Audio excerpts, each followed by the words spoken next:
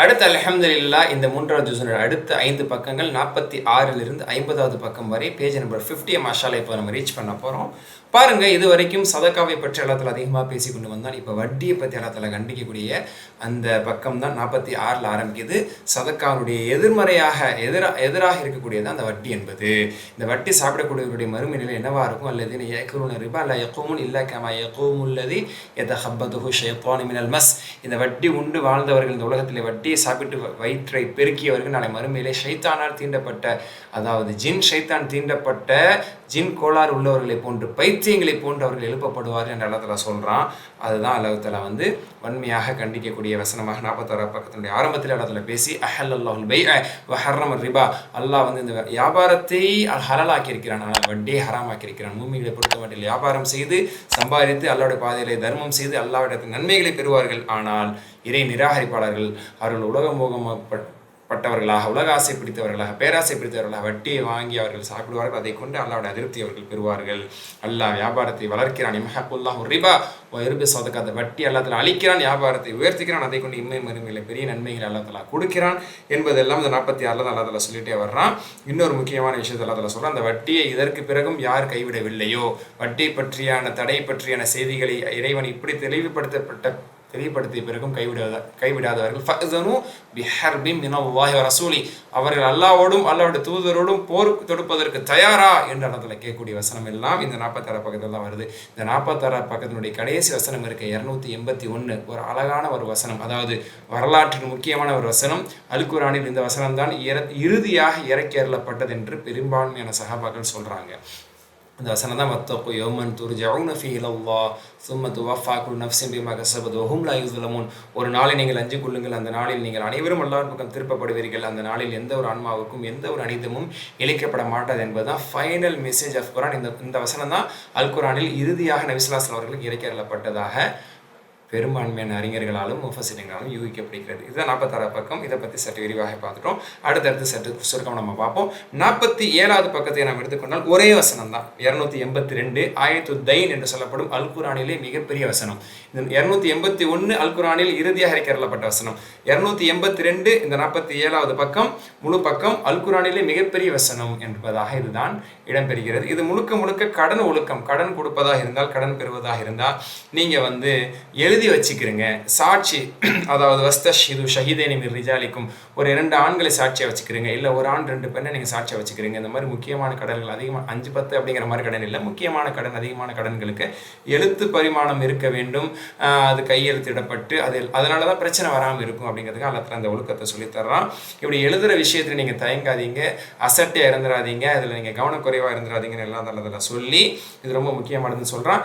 இந்த வசனத்தினுடைய கடைசியிலே ஒரு அழகான பஞ்ச் இருக்குது. வத்தகுல்லாஹ் வ யுஅல்லிகுமுல்லாஹ். அல்லாஹ் தஆலா இவ்வளோ சட்டத்திட்டங்களை சொல்லி அல்லாஹ்வை அஞ்சிக்கிறீங்க, அல்லாஹ் உங்களுக்கு கற்றுத்தருவான்.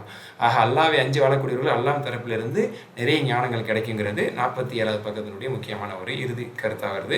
அடுத்து 48வது பக்கத்தை நம்ம பார்த்தோம் அப்படின்னு சொன்னால், நீங்கள் பிரயாணத்தில் இருக்கும்போது உங்களால் எழுதி வச்சுக்க முடியல, எழுத்தாளர் கிடைக்கல அப்படின்னு சொன்னால், நீங்கள் அடமானமாக ஏதாவது ஒரு பொருளை கொடுத்து நீங்கள் கடன் வாங்கலாம், இதை செஞ்சுக்கலாம். இப்படி ஒரு வழிமுறை அல்லாஹ் தஆலா உங்களுக்கு கற்றுத்தரான்னு சொல்லி இப்படி ஒரு சொல்யூஷன் அல்லாஹ் தஆலா சொல்கிறான்.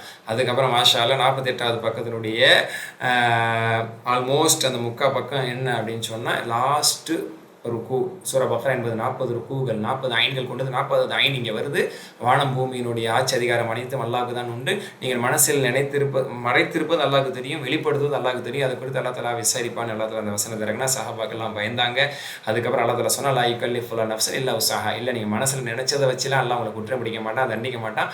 மனசில் நினைச்சு அதை நீங்கள் செயல்படுத்தினாதான் லஹா மகஸபத் வ அலைஹா மக்தஸபத். ஒவ்வொரு ஆன்மாவும் எதை சம்பாதித்ததோ அதுதான் அதற்கு கிடைக்குமே தவிர மனசில் நினைச்சதை கொண்டு குற்றமோ அவர்களுக்கு தண்டனையே இல்லை என்று அல்லாஹ் தஆலா தள்ளுபடி செய்தான். இதான் 285 286 வருது. இது ஆமனர் ரசூல் என்று இதை நம்ம பிரபலமே கேள்விப்பட்டோம். ஒவ்வொரு நாள் இரவிலும் இது ஓதுவது ஒரு மனிதனுக்கான, ஒரு மூமினுக்கான பாதுகாப்பாக நபி ஸல்லல்லாஹு அலைஹி வஸல்லம் சொன்னாங்க.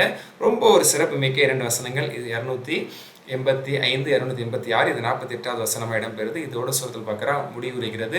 முதல் ஜுஸில் 20 பக்கங்கள், அடுத்த ஜுஸில் 20 பக்கங்கள், 3வது ஜுஸினுடைய 8 பக்கங்கள், கிட்டத்தட்ட 48 பக்கங்கள். 2 ஜுஸில் சூரத்துல் பக்ரா நிறைவடைகிறது. அடுத்து 49வது பக்கத்தில் தான் சூரா ஆல இம்ரான் ஆரம்பிக்கிறது. அலிஃப் லாம் மீம் என்று 5 சூறாக்கள் இப்படி ஆரம்பிக்கிறது சூரா பக்ரா, ஆல இம்ரான். இன்னும் 3 சூறாவை அடுத்து வரும்போது நம்ம இன்ஷா அல்லாஹ் பார்ப்போம். ஹைர், இதிலும் அல்லாஹ் சுப்ஹானஹு வ தஆலா அல்லாஹ்வுடைய குதிரத்தை பற்றி தான் முழுக்க பேசுகிறான். அந்த 49வது பக்கத்தில் ஆல் இம்ரான்ல அல்லாஹ்வுடைய குதிரத்தை பற்றி தான் அல்லாஹ் லா இலாஹ இல்லல்லாஹுல் ஹய்யுல் கய்யூம், அல்லாஹ்வை தவிர வணக்கத்துக்குரியவன் யாரும் இல்லை, அவன் என்றென்றும் நிலைத்திருக்கும் நித்திய ஜீவன் என்று அல்லாஹ் தஆலா சொல்லி இந்த வேதத்தை அல்லாஹ் தஆலா இறக்கியிருக்கிறான். இந்த வேதம் மட்டும் இல்லை, தௌராவையும் அவன் தான் இறக்கினான், இஞ்சிலையும் அவன் தான் இறக்கினான் என்று அல்லாஹ் தஆலா சொல்லி அல்லாஹ்வுக்கு மறைவில் எதுவுமே இந்த வானத்திலும் பூமியில இல்லை. அல்லாஹ் உங்களை கருவறையில் அல்லாஹ்வே உங்களுக்கான உருவத்தை கொடுத்தான், அவனே அனைத்தின் மீது ஆற்றல் படைத்தவனாக இருக்கிறான் என்று அல்லாஹ் தஆலா தன்னுடைய குதிரத்தை பற்றி சொல்லிட்டு இந்த குர்ஆனை பற்றியான ஒரு அரிய தகவல் அல்லாஹ் தஆலா அந்த வசனத்தில் தர்றான். அதாவது அது 8வது வசனமாக இடம்பெறுது. ஆல் இம்ரானுடைய 8வது வசனம் இந்த 49வது பக்கத்தினுடைய இறுதி வசனமாக இடம்பெறுது. என்ன அப்படின்னு சொன்னால், இந்த குர்ஆனில் அல்லாஹ் தஆலா அதாவது தெளிவான குழப்பம் இல்லாத இரண்டு பொருள், ஒன்றுக்கு மேற்பட்ட பொருள் இல்லாத முஹ்கமான வசனங்களை அல்லாஹ் தஆலா வச்சிருக்கான். முத்தஷாபிஹான சற்று குழப்பம் தரக்கூடிய ஒன்றுக்கு மேற்பட்ட பொருட்களை தரக்கூடிய வசனங்கள் அல்லாஹ் தஆலா வச்சிருக்கான். ஈமான்தாரிகள் அல்லாஹ்வை முழுமையாக ஏற்றுக்கொண்டவர்கள் எல்லா வசனமும் அல்லாஹ்ட்டேருந்து வந்ததாக ஏற்றுக்கொள்வாங்க. ஆனால் குதர்க்கவாதிகள், கோணலை தேடக்கூடியவர்கள் இந்த முத்தஷாபியான வசனங்கள் பின்னாடியே போவாங்க. அல்லாஹ்வுக்கு கண் இருக்கா, கை இருக்கா, கால் இருக்கா, அல்லாஹ்வுக்கு முகம் இருக்கா என்றெல்லாம் அவங்க இதில் வீண் வியாக்கியானம் செய்கிறார்கள் என்ற இடத்துல இது ஒரு சோதனைக்காக நான் வச்சிருக்கேன்னு சொல்கிறான். இதை இந்த பக்கத்தில் நல்லா தர சொல்கிறான். கடைசியாக 50வது பக்கம் இது அல்லாஹ் சுப்ஹானஹு வ தஆலா காஃபிர்களை பற்றி அல்லாஹ் எச்சரிக்கிறார். இறை நிராகரிக்கக்கூடியவர்களே, உங்களுடைய செல்வமோ பொருளோ உங்களுக்கு எந்த புண்ணியமும் தராது, எந்த பலனும் தராது. அல்லாஹ்விடத்தில் நீங்கள் மரணம் அடைந்த பிறகு உங்களுக்கு எந்த விதமான பலனையும் இது பெற்றுத்தராது. எப்படி ஃபிரௌனுக்கும் ஃபிரௌனுடைய கூட்டத்தார்களுக்கும் அவங்களுடைய செல்வமும் படையும் பட்டாளமும் அவங்களுடைய பதவியும் எந்த பலனும் தரவில்லை, அந்த மாதிரி தானே அல்லாஹ்வை நீங்கள் அஞ்சு வாழ்ந்து கொள்ளுங்கள் என்று அல்லாஹ் தஆலா சொல்லக்கூடியது இந்த 50வது பக்கத்தில் வருது. அதே மாதிரி 50வது பக்கத்தில் அல்லாஹ் தஆலா நல்ல சில உபதேசங்களை சொல்லலாம். ஸுய்யின லின்னாஸி ஹுப்பு ஷஹவாத், இந்த மனித வர்க்கத்திற்கு, இந்த மனிதர்களுக்கு அதாவது இச்சைகள், பெண்கள் மீதான ஆசை, மோகம், இச்சை எல்லாம் ஒரு அலங்காரமாக இருக்குது. குழந்தைகளும் ஒரு பெரிய ஒரு அலங்காரமாக இருக்குது. பொற்குவியல்கள், தங்கம், வெள்ளி, காசு, பணத்தின் மீது ஒரு மோகம் உள்ளவர்களாக இருக்கிறாங்க. இது அவர்களை ஏமாற்றுகிறது. ஆனால் அல்லாஹ்விடத்தில் சொர்க்கம்தான் உயர்ந்ததாக இருக்கிறது. இதை விட சிறந்ததை நான் உங்களுக்கு சொல்லட்டுமா? இந்த உலக ஆதாயத்தை நீங்கள் அடைவதை விடவும், இந்த உலக மோகத்தை விடவும், இந்த உலக செழிப்புகளை விடவும் அல்லாஹ்விடத்தில் சொர்க்கம் உன்னதமானது. அந்த சொர்க்கத்தில் உங்களுக்கு சிறந்த மாளிகைகள் உண்டு, தூய மனைவிமார்கள் உண்டு. அதை நீங்கள் அல்லாஹ்விடத்தில் எதிர்பாருங்கள். ரிதுவானு மினல்லாஹ், அல்லாஹ் தரப்பிலிருந்து இருக்கக்கூடிய அந்த இறை பொருத்தம் சொர்க்கத்தில் கிடைக்கும். அதுக்கு மேலே என்ன வேணும்? இந்த உலகத்தில் நீங்கள் இந்த உலக மோகத்தில் நீங்கள் மூழ்கி ஏமாந்து விடாதீர்கள் என்று சொல்லக்கூடிய இந்த அற்புதமான செய்தியும் 50வது பக்கத்தில் தான் இடம்பெறுகிறது. அல்ஹம்துலில்லாஹ்.